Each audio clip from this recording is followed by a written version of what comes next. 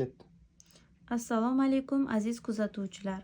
Bugun sizlar bilan biz uchun zarur bo'lgan qo'shimcha vitaminlarni qachon qabul qilishimiz haqida gaplashib o'tamiz.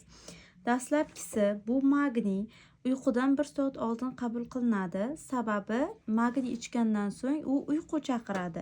Shuning uchun kechqurun iste'mol qilganimiz ma'qul. Keyingi vitaminimiz bu vitamin D hisoblanadi. Asosan nonushta bilan qabul qilganimiz to'g'ri va kun bo'yi u o'sha organizmga tarqaladi. Va kalsiy. Kalsiy tongda yoki kunduzi ichishimiz kerak. Shundagina u organizmga yaxshi singiy boshlaydi.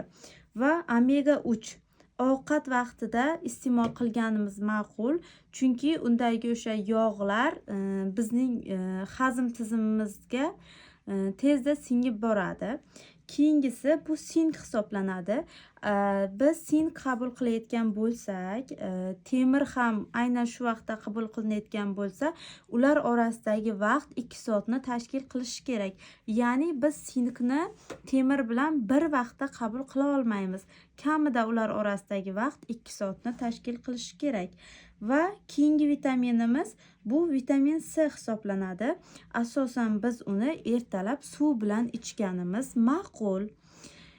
Bugungi kunda barcha iste'mol qilib kelayotgan kollagen. Kollagen bizga har bir yoshimizda kerak hisoblanadi va aynan kollagenni biz ertalab yoki kechqurun iste'mol qilganimiz ma'qul. Oxirgisi bu temir moddasi. Yuqorida aytib o'tdim. Sink bilan birgalikda qabul qilinmaydi. Qabul qilinganda esa orasidagi vaqt 2 soatni tashkil etishi kerak. Biz temirni iloji bo'lsa ertalab yoki tushlikda qabul qilganimiz ma'qul.